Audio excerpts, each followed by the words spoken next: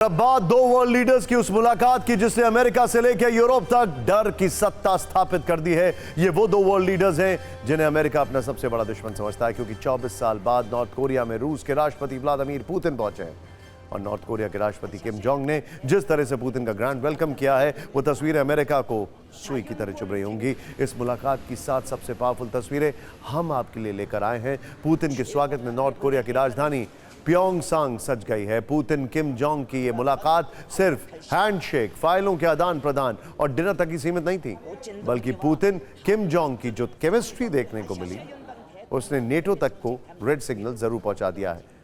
आप जरा पहले इस रेड कारपेट की लंबाई और चौड़ाई देखिए। दुनिया के किसी भी राष्ट्राध्यक्ष के स्वागत में इतना बड़ा रेड कारपेट वेलकम आपने शायद ही नहीं देखा होगा। ये देखिए, किम जोंग खुद एयरपोर्ट पर वक्त से पहले पहुंचकर पुतिन का इंतजार करते हैं। किम जोंग जो कि जब अपने मुल्क से जाते हैं तो लोग रोने लग जाते हैं, बाय करने के लिए कई किलोमीटर लंबी लाइन लग जाती है, वो खुद इंतजार करते हैं। गुलाब के फूलों को रेड कारपेट पर बिछा दिया जाता है। पुतिन जैसे ही प्लेन से बाहर आए, किम जोंग ने गले लगाकर पुतिन का स्वागत किया। इसके बाद किम जोंग की करीबी ने भी पुतिन को बड़ा लाल गुलदस्ता भेंट किया। एयरपोर्ट पर 10 मिनट तक किम जोंग और पुतिन की बात हुई। इन पलों को कैद करने के लिए 100 से ज्यादा कैमरे सिर्फ एयरपोर्ट पर इंस्टॉल किए गए थे।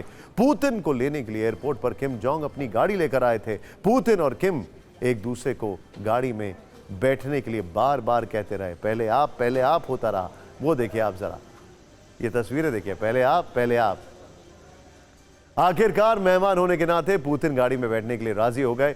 सामान्य नजरिए से देखें तो इस वीडियो में कुछ खास नहीं है, लेकिन कूटनीतिक नजर से ये नेटो के लिए एक बहुत बड़ा सिग्नल है।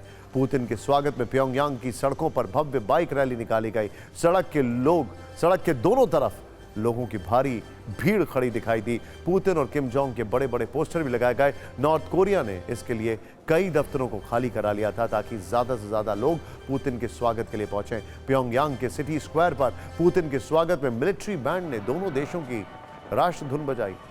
इस दौरान वहां मौजूद बच्चों के हाथ में रंग बिरंगे फूल भी थे। एयरपोर्ट से लेकर मीटिंग हॉल तक कई गाड़ियों पर कैमरा इंस्टॉल किए गए थे। कैमरामैन को कई दिन पहले ही स्पेशल ट्रेनिंग दी गई थी ताकि कोई लम्हा छूट न जाए। पुतिन ने नॉर्थ कोरिया पहुंचे अपनी मंत्रिमंडल से मिलवाया। सबसे पहले हैं रूस के विदेश मंत्री सर्गेई लेवरोव, जो कि पुतिन के सबसे पुराने साथी हैं।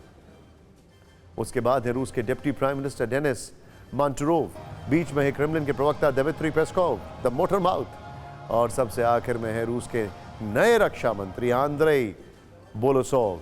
किम जोंग ने सभी से गर्मजोशी से मुलाकात की। ये तस्वीरें पश्चिमी देशों को सब ज्यादा परेशान करने वाली हैं, क्योंकि इस टेबल पर पुतिन और किम जोंग के साथ दोनों देशों के बड़े बड़े मंत्री बैठे थे। यहाँ कई ऐसे फैसले लिए गए जो पुतिन और किम जोंग के दुश्मनों को चैन से सोने नहीं देंगे।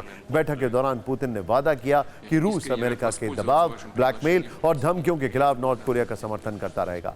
पुतिन 24 साल बाद नॉर्थ कोरिया गए हैं। इससे पहले वर्ष 2000 में, यानी आज से 24 साल पहले भी पुतिन नॉर्थ कोरिया गए थे। तब की तस्वीरें देखिए। ये किम के पिताजी किम जोंग, उनके पिताजी किम जोंग इल। तब नॉर्थ कोरिया में किम जोंग के पिता किम जोंग इल की सत्ता थी। आज उनके बेटे किम जोंग नॉर्थ कोरिया के राष्ट्रपति हैं। 24 साल में बहुत कुछ बदल गया है, लेकिन एक चीज नहीं बदली है, वो है रूस में पुतिन की सत्ता।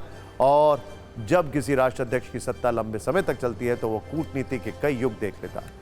अब 24 साल बाद पुतिन एक बार फिर नॉर्थ कोरिया में है, लेकिन ये मुलाकात जितनी साधारण लग रही है उतनी है नहीं, क्योंकि पुतिन ने नॉर्थ कोरिया जाने का फैसला तब किया है जब कुछ दिन पहले ही G7 देशों ने पुतिन के खिलाफ कई फैसले किए।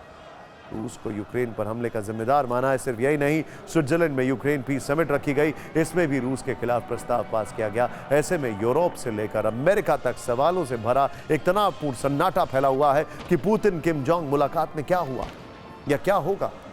वहीं नेटो चीफ ने भी कह दिया कि जितने भी सदस्य देश हैं वो रूस के खिलाफ परमाणु हथियार तैयार रखें, यानी न्यूक्लियर हथियारों को स्टैंड बाय पर रखने के लिए कह दिया गया है। ऐसे में जो सवाल उठते हैं वो बड़े खतरनाक हैं। क्यों?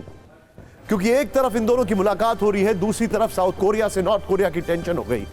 एक तरफ इनकी मुलाकात हो रही है और दूसरी तरफ अभी G7 समिट समाप्त हुई है। एक तरफ इनकी मुलाकात हुई है और दूसरी तरफ सबसे बड़ी बात वो ये है कि चीन भी अब खुलकर इनके समर्थन में आ चुका है। क्या पुतिन G7 का जवाब किम से मुलाकात करके दे रहे हैं? क्या पुतिन की किम से मुलाकात यूक्रेन पीस समिट का बदला है? नेटो चीफ ने परमाणु हथियार तैयार रखने की बात क्यों कही? परमाणु बम बढ़ा रहे किम जिनपिंग परमाणु डिप्लोमेसी कर रहे हैं पुतिन किम की मुलाकात में दुनिया के लिए क्या संकेत?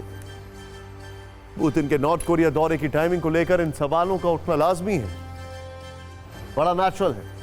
और यही वजह है कि यूरोप से लेकर अमेरिका तक सब पुतिन के खिलाफ आक्रामक हो गए हैं। इस सब के बीच में पुतिन और किम जोंग की मुलाकात पर पूरी दुनिया की नजर है, क्योंकि दोनों ही देश कहीं ना कहीं पश्चिमी देशों की सत्ता को चुभते हैं और दोनों ही देश उनके लिए मुश्किलें खड़ी करते रहते हैं। और इस बार भी रूस नॉर्थ कोरिया में जो डील हुई है उससे पश्चिमी देशों में जबरदस्त हलचल है।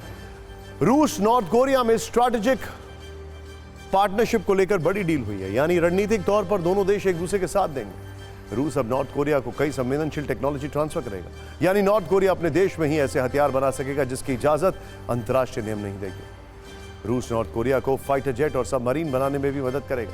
रूस स्पेस मिशन और साइबर वॉरफेयर में भी नॉर्थ कोरिया की मदद करेगा। इससे किम जोंग के लिए सैटेलाइट भेजना आसान होगा और वो अमेरिका पर भी नजर रख सकेगा।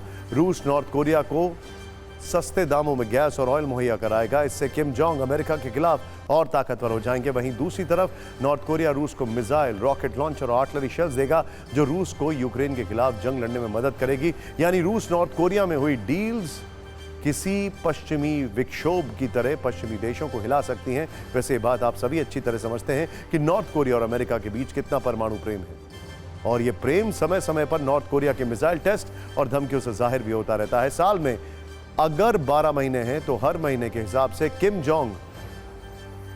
जोंग अमेरिका के लिए नई धमकी की EMI देते हैं।